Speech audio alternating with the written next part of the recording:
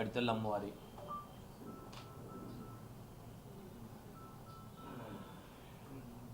పండగ సందర్భంగా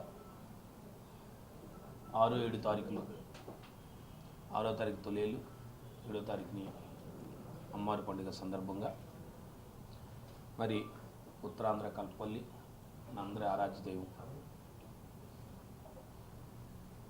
మరి అశేష జనవాహిని రాష్ట్ర నలుమూల నుండి వచ్చి ఈ పండుగని మరి భక్తి శ్రద్ధలతో అందరం కూడా పూజించుకుంటాం. మరి దాని సందర్భంగా ముఖ్యంగా ఉత్తరాంధ్ర ప్రజలందరికీ మీ ద్వారా అమ్మవారి పండుగ శుభాకాంక్షలు తెలియజేసుకుంటూ ఆ అమ్మవారి ఆశీస్సులు ఉత్తరాంధ్ర ప్రజలందరి మీద ఉండాలని, అమ్మవారి తాలూకు ఆశీస్సులు అందరూ తీసుకోవాలని, ప్రభుత్వం చేస్తున్న ఏర్పాట్లన్నీ కూడా మరి భక్తులందరూ కూడా దాని ద్వారా అమ్మవారి ఆశీస్సులు పొందాలని చెప్పి మీ ద్వారా కోరుకుంటూ మరి మీ ద్వారా అమ్మవారి పండుగ అంటేనే మనందరి తాలూకా సాంప్రదాయాలు, అలాగే అమ్మవారి పండుగ సందర్భం అమ్మవారికి ఇష్టమైన కళారూపాలు, సంస్కృతి కార్యక్రమాలు, అలాగే అమ్మవారి పండుగ సందర్భంగా సుదీర్ఘకాలంగా మరి ఈ పండుగలో పెద్దలను గౌరవించుకోవడం, ముఖ్యంగా సిరిమానోత్సవ రోజుని మరి లక్షలాది మంది ప్రజలు ఎక్కడ ఉన్నా, ముఖ్యంగా దేశ విదేశాల నుంచి కూడా వచ్చి మరి ఆ రోజు ఆ సిరిమానోత్సవాన్ని తిలకించి ఆ అంబరాన్ని అందరూ కూడా ఆ సిరిమాన్ని తాకాలని, ఆ సిరిమాన్ని ముట్టుకుంటేనే మనందరికీ ఆ సిరిమాను కళ్ళతో చూస్తేనే మనందరికీ పుణ్యం కలుగుతుంది, మనకున్న అన్ని కష్టాలు తీరితే అమ్మవారు ఆశీస్సులు ఉంటాయని చెప్పి నమ్మిన మేమందరం కూడా ఈ ముఖ్యంగా ఈ ప్రాంత ప్రజలు కానీ దాన్ని వీక్షించడానికి వచ్చిన వాళ్ళందరూ కూడా భక్తి శ్రద్ధలతో ఆ రోజు ఆ కార్యక్రమాన్ని తిలకించాలని ప్రతి ఒక్కరూ కోరుకుంటారు. దానికి సంబంధించి ప్రభుత్వాలు ఏర్పాట్లు చేస్తూ ఉంటారు. మరి దాంట్లో భాగంగా గౌరవనీయులు పెద్దలు శాసనమండలి సభ్యులు, మరి శాసనమండలిలో ప్రతిపక్ష నేత అయినటువంటి బొత్స సత్యనారాయణ గారు ఈ ప్రభుత్వం ఆయన కల్పించిన కేబినెట్ హోదాతో ఈ ప్రభుత్వాన్ని వారు ఎప్పటిలాగానే ఈ ఒక సాంప్రదాయాన్ని ఏదైతే ఈ ప్రభుత్వాలు మనకు కల్పించే ఎవరున్నా ఆ ప్రభుత్వాల ద్వారా ఆచార వ్యవహారాలన్నీ కూడా రకంగా జరిగే విధంగా ఆ కార్యక్రమాలు చేయడం అనేది ఇది ఎప్పటి నుంచి ఆనవాయితీగా వస్తున్న కార్యక్రమం. దాంట్లో భాగంగా వారు ప్రభుత్వాన్ని కోరారు. మరి సుమారుగా నాకు తెలిసి వారు 92లో వారు జిల్లా కేంద్ర సహకార బ్యాంక్ అధ్యక్షులుగా ఉన్నప్పటి నుంచి, ఇంకా అంతకు ముందు నుంచి కూడా నాకు తెలిసినంత సుమారుగా ఒక 35 వాటికి వస్తే 30 నుంచి 33-35 సంవత్సరాల కాలంగా మరి మాకు ఈ పండగలో ఊహ దగ్గర నుంచి మాకున్న అవగాహన దగ్గర నుంచి వారు ఎప్పుడు కూడా వారు కానీ వారితో పాటు మేము కానీ అందరం కూడా మాతో పాటు అనేక మంది ఆ రోజున్న ఎక్కడి నుంచి వచ్చిన వాళ్ళు కానీ ఎక్కడి నుంచి వచ్చిన వ్యాక్సిన్లు కానీ అందరం కూడా మేము వచ్చి ఆ అమ్మవారిని తిలకించడం, అమ్మవారి తాలూకు ఆశీస్సులు తీసుకోవడం ఆనవాయితీగా వస్తూ ఉంది. దాంట్లో భాగంగా వారు ప్రభుత్వానికి నివేదించడం, మరి ప్రభుత్వం తగు ఏర్పాట్లు చేస్తుందని నేనైతే భావిస్తూ ఉన్నాను.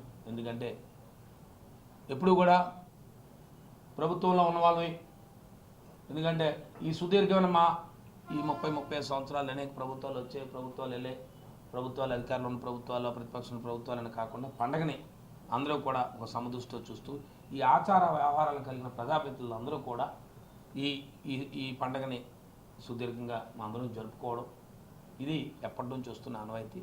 ఆనవాయితీలో భాగంగానే వారు ప్రభుత్వాన్ని కోరడం జరిగింది. మరి ప్రభుత్వం కూడా వారికి వారు కోరిన విధంగా ఆ కార్యక్రమం చేస్తాదని చెప్పి నేను భావిస్తూ ఉన్నాను. నేను కోరుతా ఉన్నాను ప్రభుత్వం కూడా దానితో ఏర్పాట్లు జిల్లాస్థాయి అధికారులన్నీ కూడా ఏర్పాట్లు చేయాలని. ఎందుకంటే ఇది సరే వ్యక్తులుగా ఆచార వ్యవహారాల్లో మేము అందరం ఉంచున్నటికి వారికున్న ప్రభుత్వం కల్పించిన వారికున్న ప్రతిపక్ష నేతగా వారికున్న ప్రభుత్వ హోదాలో వారికున్న హోదాలో వారు అడిగినప్పుడు వారికి అన్నీ చేస్తుందని మరి నిన్న రోజున ఏదో చూశాను. కొన్ని ప్రజాప్రతినిధులు భాష మాట్లాడేటప్పుడు సంయమనం పాటించాలా. ప్రజాప్రతినిధులుగా మనం ఉన్నప్పుడు మనం ఆ ప్రజాప్రతినిధులను ఆ స్థానాన్ని మన గౌరవం కలిగించే విధంగా గౌరవభావంగా ఉండే విధంగా ఉండాలని నేను కోరుకుంటూ మరి ఏదైతే వారు కోరిన విధంగా ప్రభుత్వం వారు తెలియజేసిన విధంగా ప్రభుత్వం వారికి తెలియజేస్తుందని చెప్పి ఈ పండగ చాలా భక్తి శ్రద్ధలతో అందరూ జరుపుకోవాలని, అందరూ కూడా ప్రజలందరూ కూడా అశేష జనవాహిని మరి వస్తున్న ప్రభుత్వం కూడా అన్ని ఏర్పాట్లు చేస్తుందని నేను వింటా ఉన్నాను. ప్రభుత్వం కూడా ఏర్పాట్లన్నీ కూడా ఎప్పటికప్పుడు మీ మీడియా ద్వారా పత్రికల ద్వారా మీడియా ద్వారా చూస్తూ ఉన్నాను. అన్ని ఏర్పాట్లు చేస్తున్నారని చెప్పి ఖచ్చితంగా ప్రజలందరూ కూడా పాల్గొని మరి అమ్మవారి సిరిమానోత్సవాన్ని అందరూ తిలకించాలని, అమ్మవారి సిరిమాను ఎప్పటిలాగే అందరూ కూడా భక్తి శ్రద్ధలతో అమ్మవారి తాలూకు ఆశీస్సుల కృపకి అందరూ కూడా ఆరాధన కావాలని చెప్పి మిమ్మల్ని అందరినీ కోరుకుంటూ ఎప్పుడూ కూడా ఈ సాంప్రదాయాలు ప్రజాప్రతినిధులు కానీ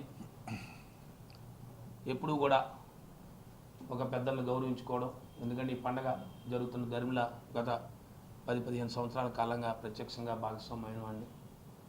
గత 5 సంవత్సరాల కాలంగా కూడా భాగస్వామ్యం అయ్యి ఎప్పుడూ కూడా ఈ పండగ ఏ రకంగా కళారూపాలు ఎప్పుడు కూడా తరాలు కూడా ఈ ఈ ఈ ఆచారాలు మర్చిపోకుండా దానికి సంబంధించి ఎప్పుడు కూడా ఈ కార్యక్రమాలు ఎలా చేయాలి, అమ్మవారికి ఏ రకమైన కార్యక్రమాలు ఎప్పటి నుంచో ఇది కొన్ని వందల సంవత్సరాల నుంచి వస్తున్న ఈ ఆచారాన్ని మరి ముందుకు తీసుకుపోయే విధంగా ఎప్పుడు కూడా మరి రాబోయే తరాలన్నీ కూడా చేస్తూ ఉన్నాం.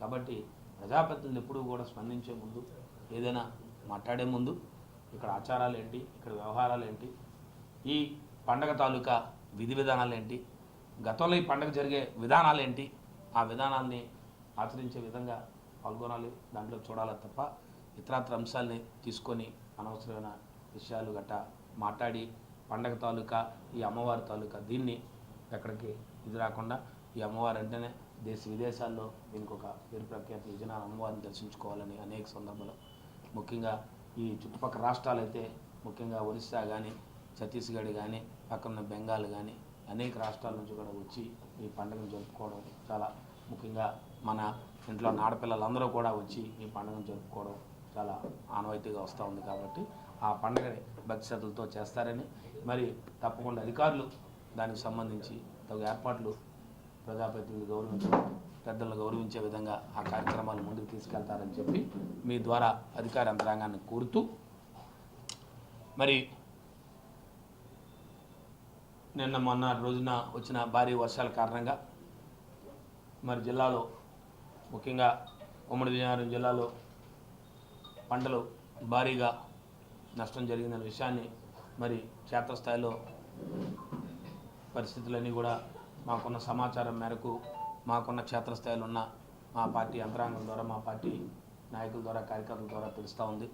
అనేక గ్రామాల్లో ముఖ్యంగా హార్టికల్చర్ పంటలు అరటి మరి ముఖ్యంగా చెరుకు మరి ముఖ్యంగా బాగా దెబ్బతిన్నాయని గాలులకి మరి ముఖ్యంగా దసరా రోజున ఇచ్చిన గాలుల వలన ఆ రోజు పడిన వర్షం ఆ వర్షపాతం అధికంగా నమోదవడం ముఖ్యంగా వరి పంటలు వరి పొలాలు మునిగిపోవడం ముఖ్యంగా మొక్కజొన్న చాలా దగ్గర ఇబ్బంది రావడం ముఖ్యంగా అరటి చెరుకు చాలా దగ్గర మొక్కజొన్న బోగా దెబ్బతిన్నాయని చెప్పి నాకు వచ్చింది ప్రాథమికంగా.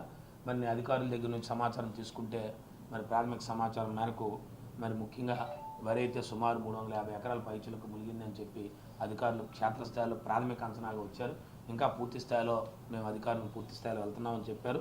ముఖ్యంగా ఈ హార్టికల్చర్ తీసుకుంటే ముఖ్యంగా అరటి కానీ మరి బొప్పాయి కానీ ముఖ్యంగా కాయగూరలు కానీ అన్నీ కూడా చాలా వరకు దెబ్బతిన్నాయని చెప్పి ముఖ్యంగా ప్రాంతాలన్నింటినీ కూడా క్షేత్రస్థాయిలో అధికారులు అందరం కూడా వెళ్తున్నాం సార్. ఇంకా పూర్తి స్థాయిలో క్షేత్రస్థాయిలో పూర్తి స్థాయిలో ప్రాథమికంగా ఓ 150 ఎకరాల వరకు నాకు హార్టికల్చర్ వాళ్ళు అయితే తీసుకొచ్చి సుమారు ఈ 3 కలిపి అయితే ఒక 424 ఎకరాల వరకు ప్రాథమిక అంచనాగా నాకు ఇచ్చారు. మరి తక్షణమే దీన్ని ఆదుకోవాలని రైతాంగాన్ని ఇంకా క్షేత్రస్థాయిలో కూడా మేము కూడా ప్రకటించి ఇంకా క్షేత్రస్థాయిలో ఇంకా 2 రోజులు పోతే వాటర్ అంతా రిసీడ్ అయితే ఇంకా ఎంత మేరకి నష్టం జరిగిందనేది పూర్తి స్థాయిలో తెలుస్తుంది. నేను జిల్లా కలెక్టర్ గారి ద్వారా వ్యవసాయ అధికారులు కానీ జిల్లా కలెక్టర్ గారిని పూర్తి స్థాయిలో మరి ఎన్యూమినేషన్ చేసి ఎక్కడైతే ఇబ్బంది వచ్చిందో రైతులు అకాలంగా నష్టపోయారో వాళ్ళందరికీ కూడా, ఎందుకంటే గతంలో మరి వైఎస్ఆర్సీపీ ప్రభుత్వం మా ప్రభుత్వంలో గతంలో ఇన్సూరెన్స్ ఉండేది, ప్రభుత్వం ఇన్సూరెన్స్ కట్టేది. ఇప్పుడు ఇన్సూరెన్స్ లేదు. మరి రైతులు ఎంతమంది ఇన్సూరెన్స్ కట్టుకున్నారో లేదో కూడా తెలియదు. కాబట్టి వాళ్ళందరినీ రైతాంగాన్ని ముఖ్యంగా ఏదైతే మొన్న అకాలమైన వర్షాలు పడిన అందువలన జరిగిన ఆ ఇబ్బందిని రైతులందరూ ఆదుకోవాలి. రైతులందరినీ కూడా ఈ ప్రభుత్వం ఆదుకోవాలని, ఈ జరిగిన నష్టానికి రైతులు నిలబడి ఇప్పటికే రైతులు చాలా అకాలంగా చాలా ఇబ్బందులు పడుతూ ఉన్నారు పక్క నుంచి అనేక రకాలుగా. మరి దానికి తోడు ఈ వర్షాలు అధిక వర్షపాతం అయ్యి ఇంకా చాలా వేసి గాలులు వీచి ఇబ్బంది వస్తూ ఉంది. మరి ముఖ్యంగా చాలా దగ్గర ఇంకెప్పటికి కూడా కొన్ని గ్రామాల్లో ఇంకా కరెంటు కూడా రాని పరిస్థితుంది. సుమారు 48 గంటలు కావస్తున్న కొన్ని గ్రామాల్లో ఇంకా విద్యుత్ పునరుద్ధరణ జరగలేదని చెప్పి చాలా పేదలు వచ్చింది. నేను కూడా ఎలక్ట్రికల్ డిపార్ట్మెంట్కి ఎప్పటికప్పుడు తెలియజేస్తూ ఉన్నాం. చాలా జనం ఇంకా త్వరితగతంగా చేస్తామని చెప్తున్నారు. ఇంకా కొన్ని గ్రామాలు ఇంకా అంధకారంలో ఉన్నాయి. కొన్ని గ్రామాల్లో కూడా పోలీసు అన్ని విరిగి అవన్నీ కూడా తక్షణమే అవన్నీ కూడా పునరుద్ధరణ చేయాలని చెప్పి మీ ద్వారా మరి విద్యుత్ శాఖ అధికారులను కోరుకుంటూ, మరి ఏదైతే క్షేత్రస్థాయిలో ఇంకా పూర్తి స్థాయిలో మరి రైతుల్ని అకాలంగా రైతులు నష్టపోయిన రైతులను కూడా మరి ప్రభుత్వం ఆదుకోవాలి, రైతులకు నష్టపరిహారం చెల్లించాలి.